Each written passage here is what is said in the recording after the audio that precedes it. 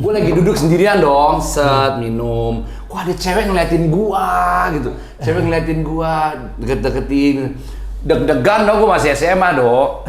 Deg-degan dong, anjing cakep banget nih. Dapet nih gue nih, Saat itu debutan gue masih perjaka, beneran. Ternyata akhirnya dia dibawa sama om-om. Pas gue balik, gue cerita sama teman-teman gue kan, gue semalam hampir dapet cewek gue di Jayapop. Anjing lu ke Jayapop lo katanya. Kenapa emang? Itu banci semua tau. Piala coba nongkrong di depan apotik. Sekali-sekali. Bingung kan? Bingung gak lo? Bingung. Kita semua nih bingung sebenarnya.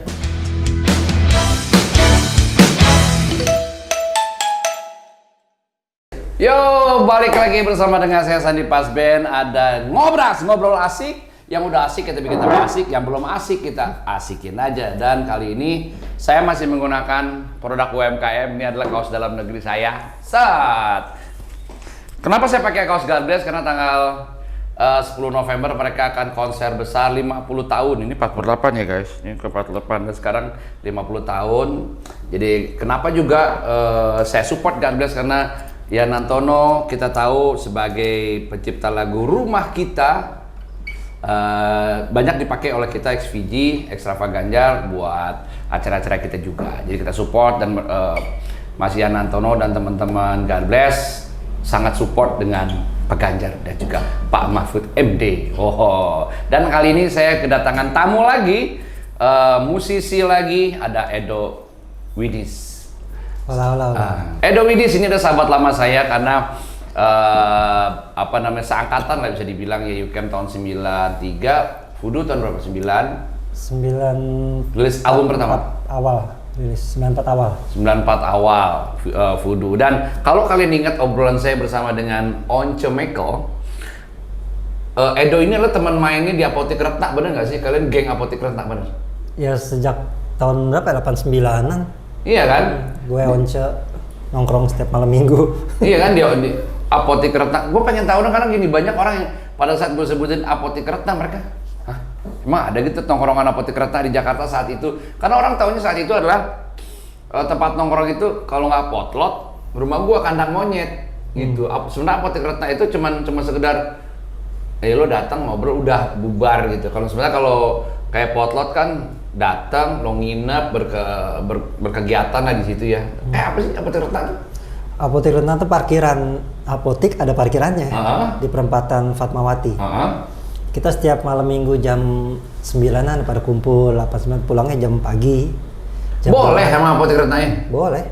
Boleh. Ada apa di situ, tempat parkir doang? Iya, parkiran. Ada makanan? Ada. Parkiran, habis itu yang nongkrong ya musisi-musisi yang sekarang udah pada jadi. Dodi Katamsi di situ, Once di situ, terus lu, terus siapa lagi? Jaya Rock juga di situ kan? Iya, Sofia Lacuba juga. Sofia Lacuba nongkrong di depan apotik. Ya sekali-sekali lah. Siapa? Sebelum dia pacaran sama Firif ya? Jauh, sama Dayan dulu. Dulu sama Dayan. Kakaknya Boy. Iya ya. Sama satu lagi siapa tuh? Anak-anak Gresok di situ. Oh, gue nggak tahu. Itu Surabaya kayaknya ya. Iya, terus. Ayu Asari. Ayu Ashari nongkrong di apotek, dia nyari obat apaan? Sekali-sekali aja. Nggak sekali-kali. Iya, kan butuh obat kan sekali-kali juga, nggak tiap hari. Ya, Rol ya. Lo apotek mana lo?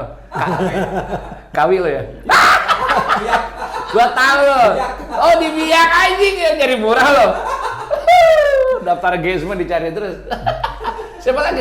Ayu Ashari, Sofia Lacuba. Jody ini almarhum suaminya Jody Gondokusumo. Iya. Dia itu adalah vokalisnya Rotor ya. Drummer ya. Jody. Vokalis ya. Vokalis Rotor ya. Irfan Rotor. Terus Acel Getah, sekarang Getah. Terus macam-macam lah, banyak banget musisi yang sekarang udah di situ, alumni situ. Iya, jadi dari Ondrowino ke Apotek Retak. Ondrowino tuh bar. Ondrowino. Anjing gua nggak tahu, bener gua nggak tahu. Pitpap gua tahu. Nah itu. Ondrowino, Pitpap, terus sama Apotek Retak tuh. Jayapop nggak lo? Enggak. Jayapop itu adalah sebuah kafe yang ada di Gedung Jaya. depan Sarina. Gue pernah, itu goblok banget sih, emang gue lagi SMA. Ya anak SMA kalau ngeliat jidat licin ya, lu main sana ke Jaya Pub lu. Gue ke Jaya Pub dong, gue nggak tahu. Ternyata di situ pubnya tempat nongkrongnya banci-banci. Gue lagi duduk sendirian dong, set minum. Wah ada cewek ngeliatin gua gitu, cewek ngeliatin gua, deket-deketin. Deg-degan dong, gue masih SMA dong. Deg-degan dong, set. Anjing cakep banget nih, cakep banget nih. Dapet nih gue nih, dapet. Saat itu debutan gue masih perjaka, beneran. Set. Ternyata akhirnya dia dibawa sama om-om. Set. Pas gue balik, gue cerita sama teman-teman gue kan, gue semalam hampir dapet cewek gue di Jaya Pub. Anjing lu ke Jaya Pub lu katanya. Kenapa emang? Itu banci semua tau. Hampir lu, gua kejadian, udah perih deh tuh kalau sampai dapet. Lu pernah kali? Kalau yang tempat-tempat gitu bukan situ. Taman Lawang lo pasti ya? Iya betul. Sama anjing. Jadi kalau itu gini, gue lagi jalan terus udah gitu sama Lilo berdua, gue nyetir. Lilo? Iya. Lilo kelak. Oke, terus? Gue nyetir. Terus totalnya gue kerjain aja Lilo, masuk ke situ kan. Kan banyak itu kan, yang deket rumahnya Baron dulu, Menteng ya? Taman Lawang situ ya? Iya, tahu situ. Pas gitu, pas rame bencong-bencong gue berhentiin dong. Gue berhentiin terus pada naik ke mobil kan. Mas Lilo gitu. Lilo gini, dok jalan. Ntar gitu. Lo kerjain. Dan lo yang nyetir? Iya. Ya beneran. Karena lo kalau mau ngerjain temen, itu udah paling bener, duit udah cekak, lo kesono. Karena jadi seru, serius. Iya. Karena banci-banci itu kan kalau datang ada ketik itu pasti tangannya masuk ke dalam. Seret! Wah! Nyari pisang Ambon. Gitu. Gue pernah juga soalnya ngerjain temen gue. Dia itu pemain keyboard dari Banjarmasin. Pemain dari Banjarmasin, gue nggak tahu dia pernah main sama Raja atau nggak, gue lupa tuh. Datang ke sana kan orang daerah kan, gue bawa dia di belakang gue di depan, set, gue buka kaca, kan gue buka dari depan, set, dia ciuman, set, gue biarin aja. Mas Andi itu cakep banget ya, Udah ciuman, set, udah biarin, gue pulang ke rumah, gue ceritain lo tambah yang lo cipok itu banci. Dia diem sediam-diamnya, diam, masuk ke kamar mandi, odol, masih baru, abis lu mau dibersihkan gigi. Ya tapi itulah kenakalan kita lah ya, sudah selesai lah, ya kan kita ya. Dan alhamdulillah udah nggak ada lagi kan sana banci ya, Taman Lawang udah nggak ada kan? Sepi. Kalau tahu, si Ruli tahu. Harinya ke situ, Evan mana? Evan teman? Bilagio. Kalau tahu? Mega Kuningan. Mega Kuningan. Kalau tahu, lu pernah kesana juga? Kejebak apa dijebak? Oke, Edo Widis, seorang musisi, seorang gitaris yang bisa dibilang banyak bekerjasama dengan banyak banget musisi, vokalis. Kemarin dia sempat juga main bareng sama Atik CB. Terus juga sekarang karena kecanggihan teknologi banyak kerjasama dengan musisi-musisi luar negeri, karena lo banyak dimudahkan juga. Tapi sebelum saya ngobrol ke sana, saya pengen lo coba mainin salah satu interlude ikonik dari lagu lo, Salam Untuk Dia. Kan biasanya pakai elektrik kan? Nah, coba lo pakai akustik. Karena gini, interlude lagu ini pernah dibikin waktu pandemi kemarin, sempat dibikin gimmick ya buat di sosmed ya, mainin interlude lagu Salam Untuk Dia. Banyak orang yang suka banget dengan permainan lo, aransemen melodi lo di situ. Coba mainin. Akustik nih. Iya. Karena gini, seorang gitaris itu baru dibilang jago pada saat dia bisa bermain yang biasa di elektrik, dimainin di akustik dan masih kedengaran enak. Walaupun nggak sama ya. Masalah bendingnya nggak bisa di sini. Itu kan.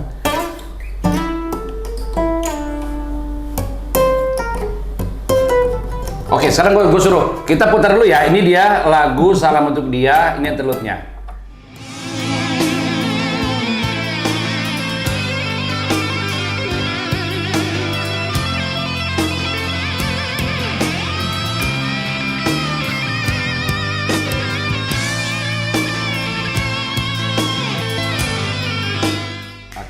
sekarang hajar.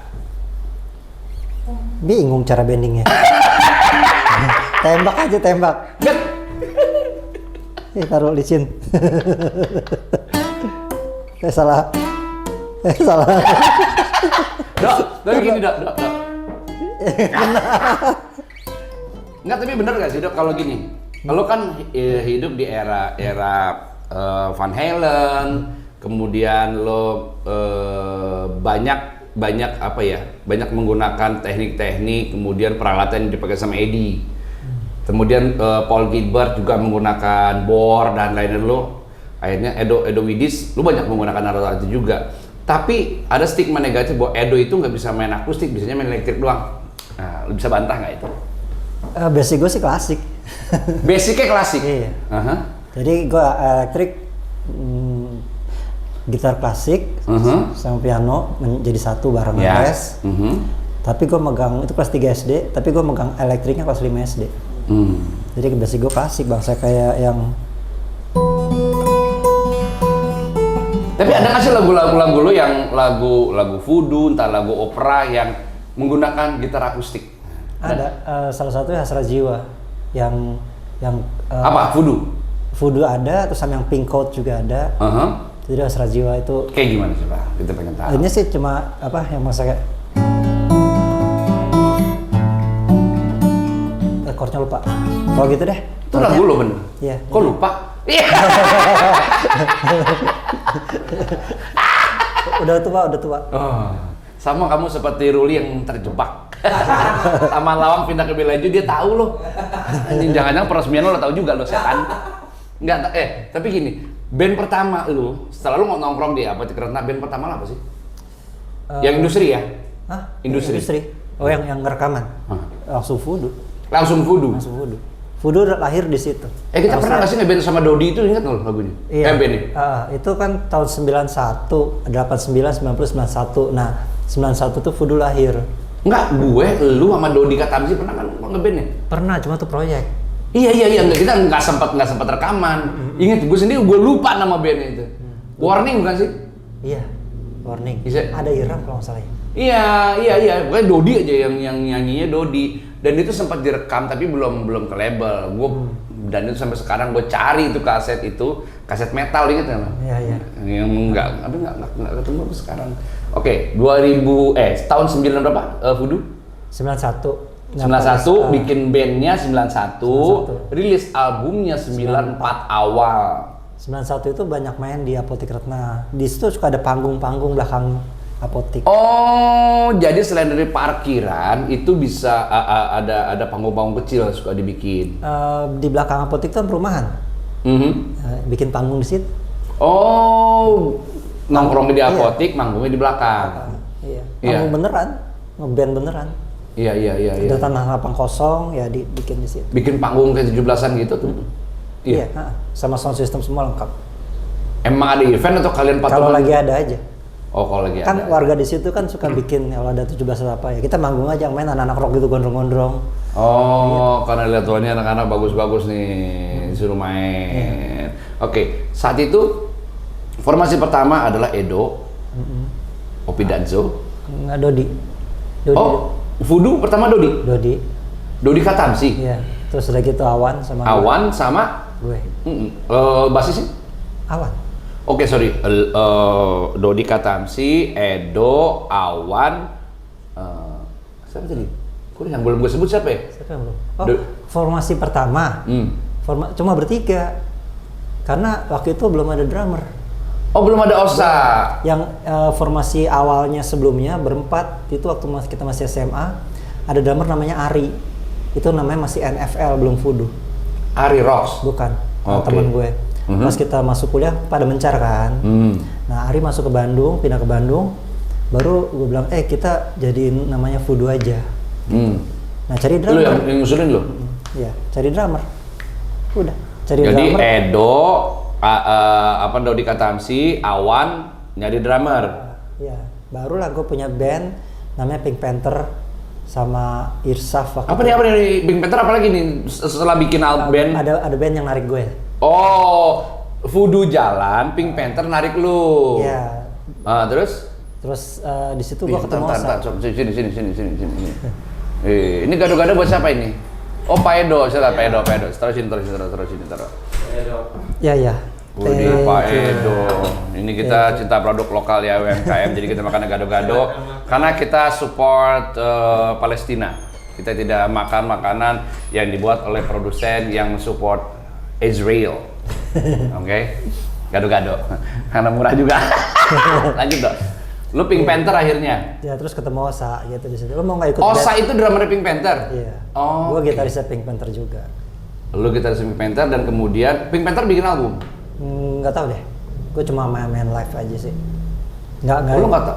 Kok nggak tahu gimana? Kan gue cuma diajak. Oh, lu nggak jadi personil tetap? Dia jadi personil, cuma kan gue nggak tahu rekamannya udah pernah atau belum.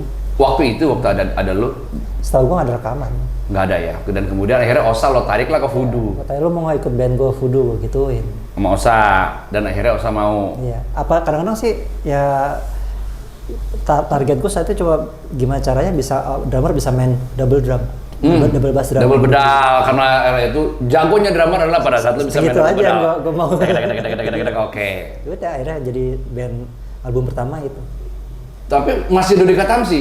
Pas Dodi lagi mau kita mau buat demo, mau rekaman, Dodinya ngilang, kan masih nggak ada handphone kan, telepon rumahnya Dodi mana gitu, nggak ada, ngilang. Akhirnya carilah vokalis, yaitu dapat. Pada saat rekaman, tapi belum kontrak label. Udah hampir. Belum kontrak lah ya. Udah hampir. Habis ganti Opi, gitu. Opi Dancer lu dapat dari mana? Fakta yang gue lihat dari manajer gue ngomong, dia itu krunya Voodoo yang juga krunya BDL Studio tempat kita bernaung. Oh, dia nongkrong di studio kalian dan sempat bantu-bantuin Voodoo. Iya. Jadi kru kalian dan akhirnya lo tahu dia bisa nyanyi dari mana? Dari manajer. Manajernya Voodoo saat itu. Iya, kalau kita masuk studio dalam ada yang nyanyi pun gue coba denger siapa nyanyi tuh cuma gitu aja. Ya, tapi akhirnya dia juga yang menguatkan, yang membawa nama besar Voodoo juga kan, misalnya suaranya. Iya, semua orang punya andil di situ. Iya benar. Kontribusinya juga sama gitu ya. Osa juga fansnya juga banyak. Iya. Gitu, dan itu masih Awan ya? Masih Awan. Awan album pertama Awan. Iya.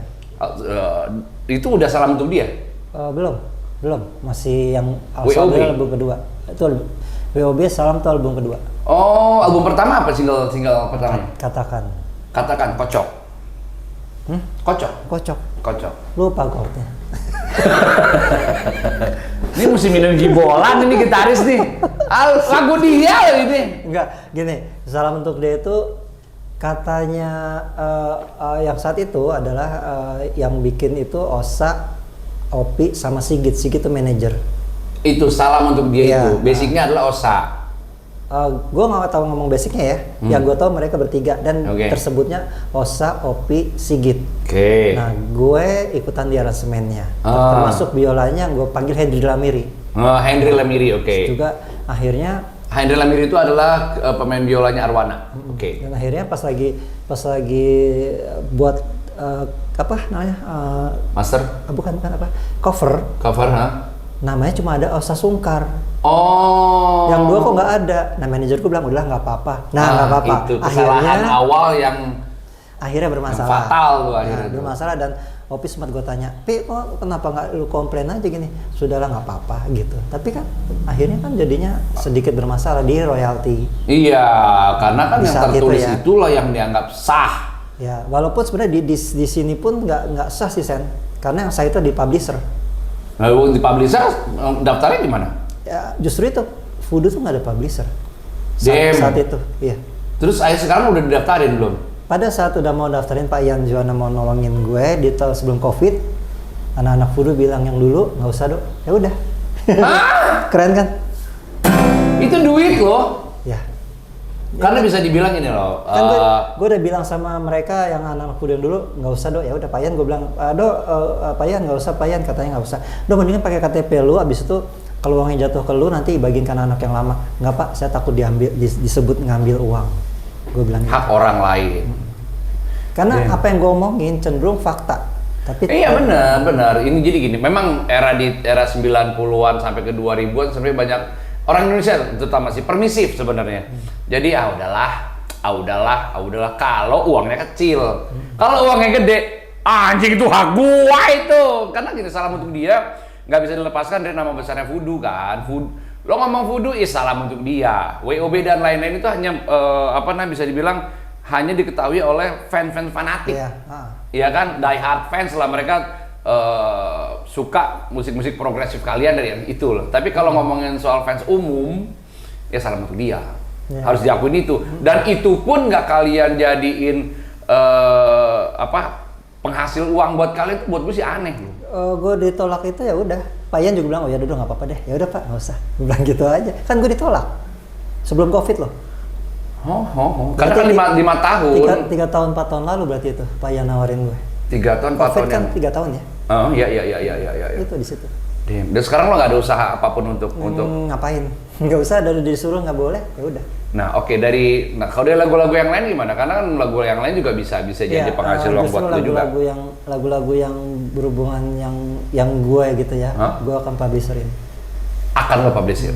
Dan lo masih ada catatannya, misalnya ini ada semua. Sampai pita masternya masih di gue. Master pitanya tuh di rumah gue.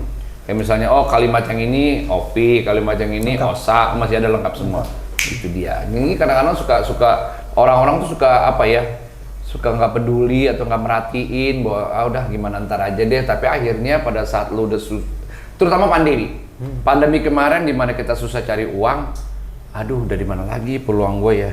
Anjir kan gue punya lagu banyak yang ngetop, punya lagu yang dikenal banyak orang. Tapi kalau gue tuh nggak ngasilin duitnya, ternyata ada peluang, daftarin di publisher, lo akan dapat royalti. Karena bisa dibilang gini loh, orang sekarang itu punya kesempatan lebih buat mendapatkan uang sebenarnya. Kalau dulu era-era kita kan, lo dapat royalti dari mana? Dari penjualan kaset, selesai.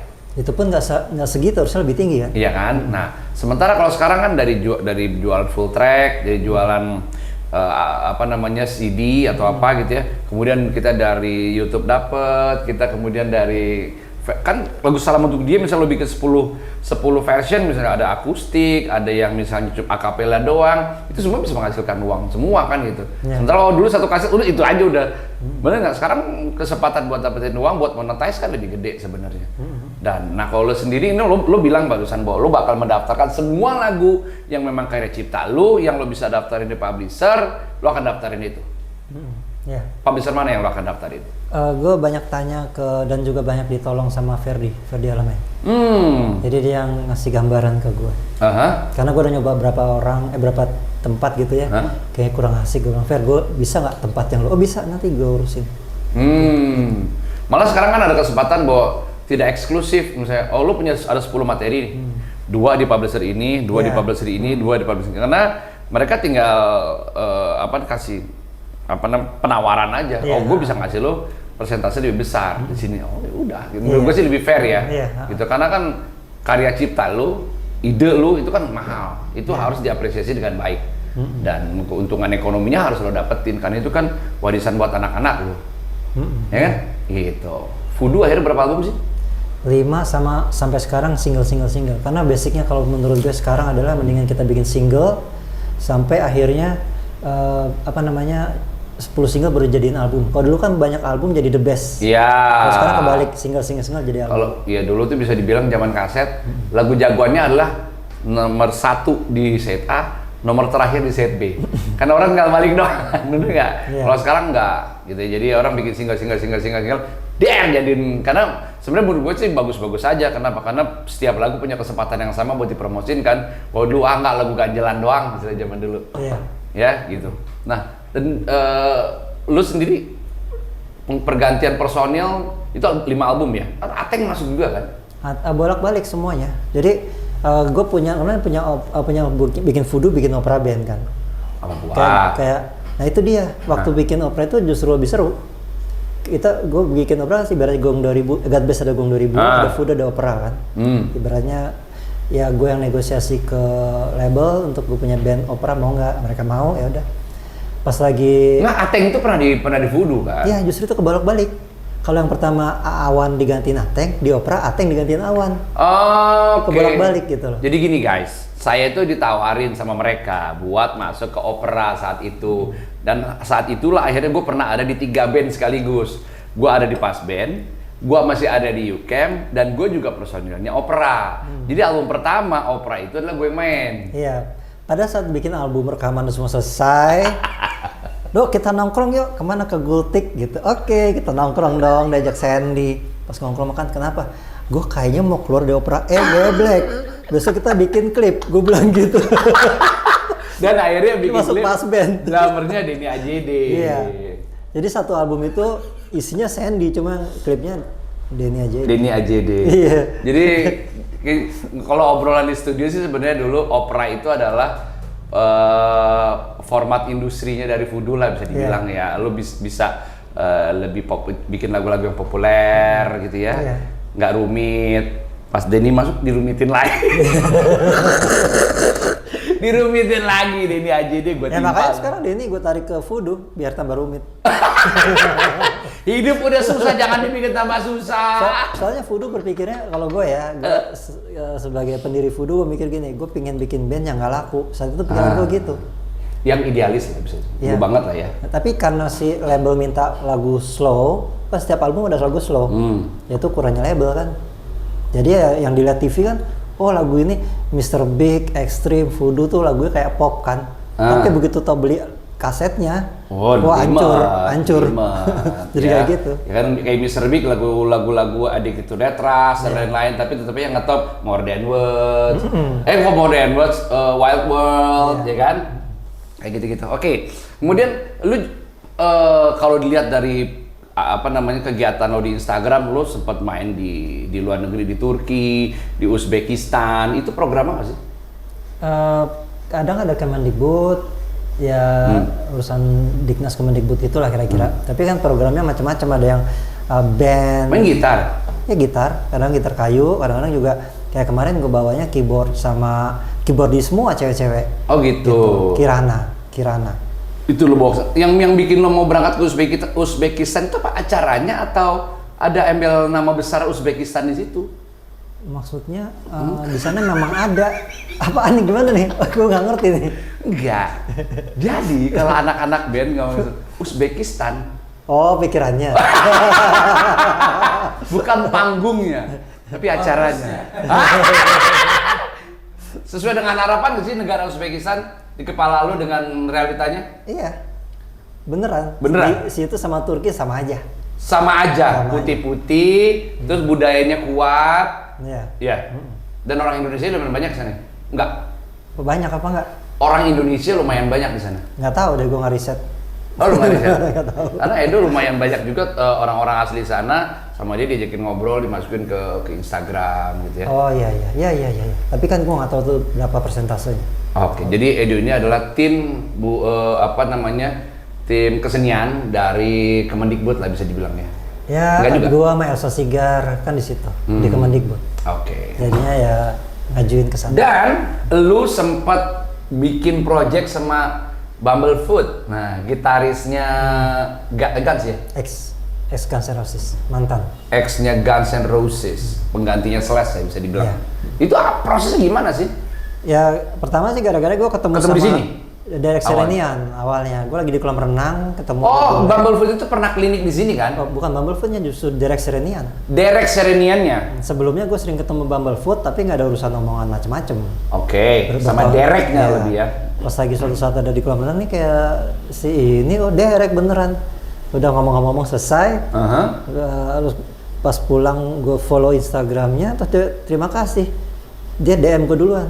Bisa nggak kalau gue isi keyboard di band lo? Gue bilang Voodoo, gue bilang gitu. Wah, gue nggak bisa bayar. Terus dia nggak jadi dong. Nah akhirnya ada lu bilang lo nggak bisa bayar, dan kemudian nggak jadi. Ya pada dasarnya gue ngomong apa ya, ada di sini bahasa. Ya itulah pokoknya. Intinya lo nggak bisa bayar lah gitu ya. Dan dia akhirnya nggak jadi. Enggak. Matre lo. Terus gitu partner gue Indra Putra namanya, dari dulu partner gue. Itu bilang, "Dok, kita bikin sesuatu yuk. Lu punya teman bule nggak?" "Oh, ada gue." Ya udah, akhirnya pihak Indra yang ngebiayain. Akhirnya dia bilang, gue tanya Derek kita bikin sesuatu, oke apaan gini, oke nah ada teman gue Indra nih gue kenalin, pas dia lihat lagunya, wah lagunya bagus, kalau nanti lagu kedua saya jadi produser, terus Indra sama gue bilang gini, sekarang aja, gue bilang gitu. Akhirnya karena dia jadi produser, dia langsung ngajuin, bisa nggak pemainnya saya pilihin dulu, oke siapa aja, Simon Philip, Billy Simon Phillips nggak pilih, terus Billy Sheehan, terus sama Bumblefoot. Setelah Simon Phillips itu adalah drummer Toto, Billy Sheehan itu adalah basisnya Mr. Big. Terus Bumblefoot ex gitarisnya Guns N' Roses. Dino Jelusic tuh White Snake. Ya, Dino Jelusic ya. Yang kemarin yang sama Dewa. Iya, terus siapa lagi? Derek ikutan lagi nggak? Derek ikutan. Derek itu adalah keluarganya Bo Derek kalau lo tahu. Siapa lagi ya? Jeff Scott Soto. Itu pilihan yang diajuin. Once, Cok ikut yuk gitu. Sudah akhirnya terjadi kan.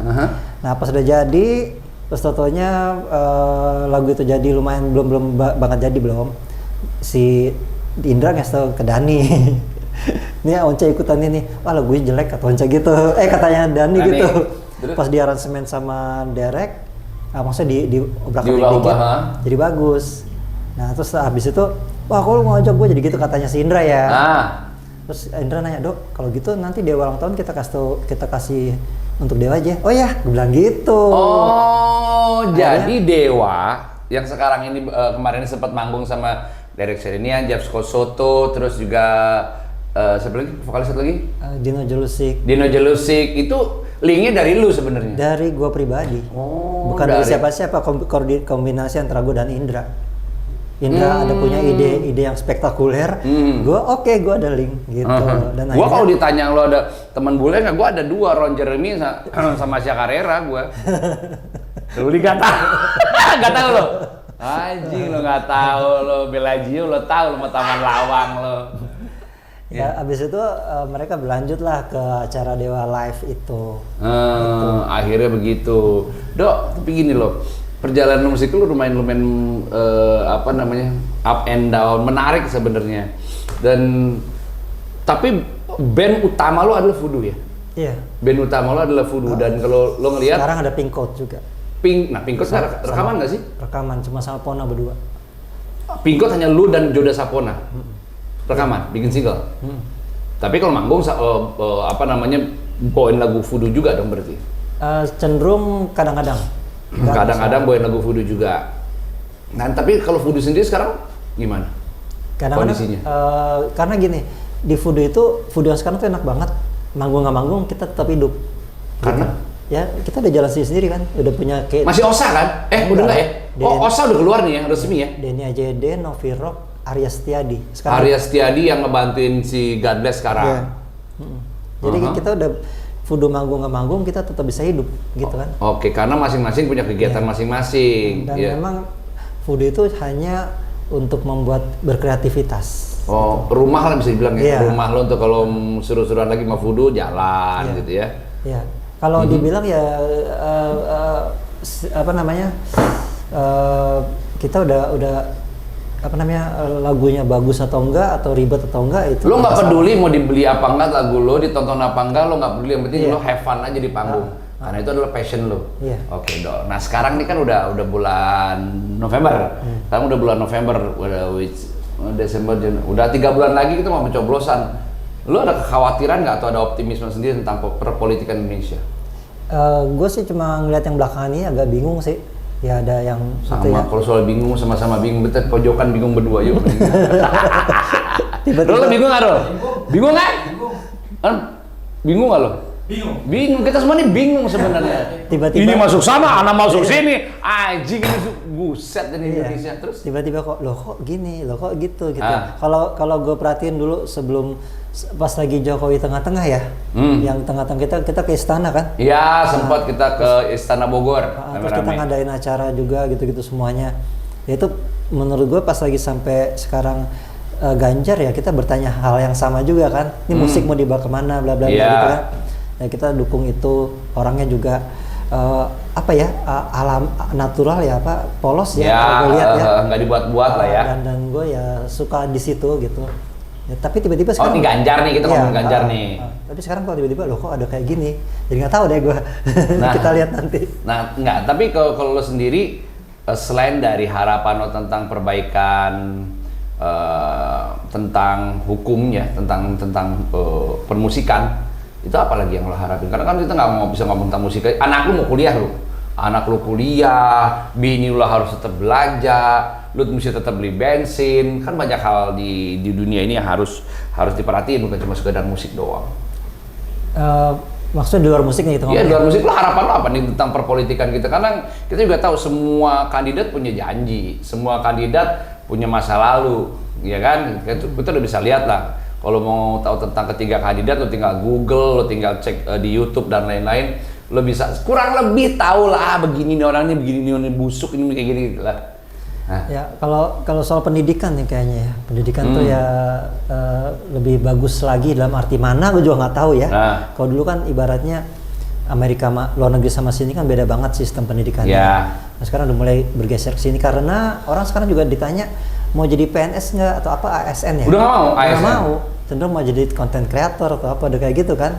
Nah mungkin presiden yang nanti akan bisa menaungi hal itu gitu. Ya, mengakomodir bahwa yang namanya pendidikan tetap nomor satu, mau jadi apa setelah itu ya itu tinggal kita kasih pilihan dengan background informasi yang cukup gitu ya. Lo jadi ASN nggak mau, kenapa nggak mau? Berarti kan ada sesuatu di ASN yang memang harus diperbaikin kan gitu.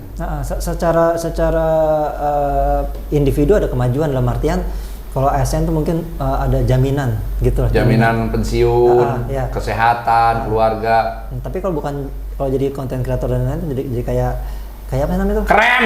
Bukan. Kreatif. Iya, kreatif pasti ini loh apa tuh? Kayak pengusaha kan? Oh iya, entrepreneur. Iya, itu ada kemajuan lah untuk kali itu. Iya. Tinggal sekarang apakah pemerintah bisa naungin itu kan? Untuk dulu kan membuka peluang itu. Jadi kalau lulus dari sekolah, dari kuliah, lu bukan cari kerja, tapi lu membuka lapangan kerja. Iya, membuat pekerjaan, lapangan kerja. Gitu ya. Jadi kan kita bisa tahu anak sekarang mereka bikin PH, mereka bikin marketplace, itu mereka membuka lapangan kerja dan mereka nggak dapat gaji dari orang kan gitu. Iya, kalau dulu kan lebih ke arah pendidikan harus belajar dulu, habis itu nyari kerja. Padahal kalau yang anak-anak yang lain juga ada yang saat pendidikan udah bekerja dulu untuk bikin apa sih? Iya, anak-anak sekarang gitu. Mereka di tengah-tengah kuliah mereka udah magang, mereka udah banyak perusahaan yang oke, lo di gua gitu. Jadi anak-anak sekarang lebih siap lah bisa dibilang untuk fight di dunia nyata. Iya. Kayak gitu. Kalau segi di keluarga gua, anak gua yang pertama barusan lulus langsung dapat kerja. Habis kerja udah baru di wisuda kemarin. Nah sekarang anak gue yang kedua lebih ke arah kayak ini mirip-mirip gue nih, lebih ke arah membuat pekerjaan. Iya. Nah itu, jadi ada dua berbeda kan? Kreativitasnya dirangsang, otak kanannya dirangsang. Nggak gini, waktu kita ketemu sama Pak Ganjar di Cibinong, lu datang ya? Lu apa yang lu tangkap dari obrolan saat itu? Dari floor sama jawaban-jawaban dari Pak Arya Bima sama Pak Ganjar saat itu? Ya kalau ibaratnya mereka sih pasti mendukung lah ya. Bagi gue tuh sama aja waktu kita tanya sama Jokowi gitu. Ya, gitu. jawaban-jawabannya. Ya mendukung gitu.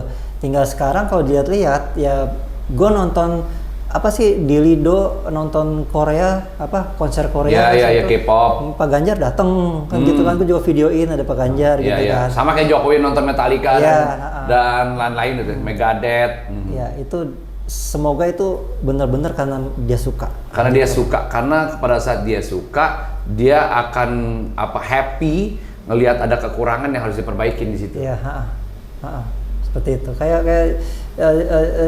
ibaratnya Jokowi dapat bass dari Metallica ya saat itu ya. Ya, dikasih ke KPK. Akhirnya bingung dikasih KPK. Nah, karena itu kan apa namanya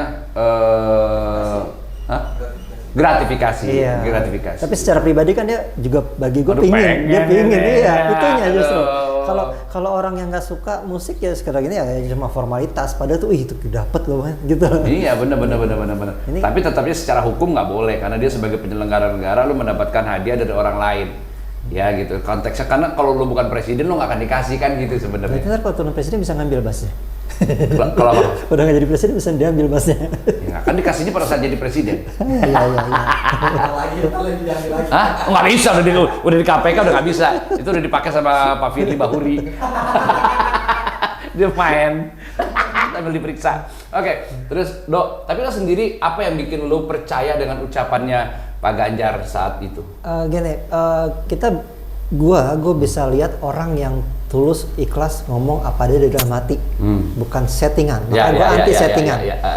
Sekarang gue lagi disuruh setting, gue nggak mau. Mau dibahas? Nggak mau settingan, mau dibahas. Oke. Ya, jadinya ya bagi gue tuh apa adanya sih, beneran. Apa adanya. Apalagi sekarang ada Mahfud MD bikin lo lebih kuat. Apa bikin lo ragu? Oke aja sih bagi gue. Oke. Lihat orang-orangnya juga masih. Enggak, maksudnya dengan masuknya Pak Mahfud MD sebagai calon wakil presidennya Ganjar Pranowo, ini bikin lo jadi makin kuat memilih Pak Ganjar atau biasa aja? Tanpa Pak Mahfud atau enggak, gue tetap milih Ganjar. Oh, siap. Memang gue ngeliatnya seperti ngeliat Jokowi saat itu. Oh, gitu ya? Kan nih orangnya polos nih gitu. Oke, dan itu dia teman-teman Xfeeders, ngobrolan kita yang cukup panjang bersama dengan Edo Widis. Perjalanan musiknya, lo anak ada berapa sih? 2. Anak ada 2, istri 1. 1. Ada rencana nambah? Ketawanya. Diajarin sama Sandy. Edo ini temen gue curhat sebenarnya. Masalah rumah tangga. Ya oke, ini dia guys, Xfeeders, obrolan kita bersama dengan Edo Widis yang cukup panjang, cukup berliku, cukup banyak sebenarnya perjalanan karir dia, keinginan dia, dan idealismenya Edo, temen-temennya yang cukup mewarnai dunia musik Indonesia. Ya, jadi itu juga pandangan politiknya dia, kenapa dia harus milih Ganjar Pranowo dan juga Mahfud MD tanggal 14 Februari nanti sudah tergambar dengan jelas dari observasinya dia ngobrol langsung dengan Pak Ganjar, kemudian ngelihat track recordnya, ketulusannya yang dia tangkap selama ini. Akhirnya Edo akan memilih Ganjar Pranowo di 14 Februari. Kita akan ngobrol lagi di Ngobras, ngobrol asik. Yang belum asik kita asikin aja, yang udah asik kita bikin tambah asik dengan tamu yang lebih keren lagi. Ngobras.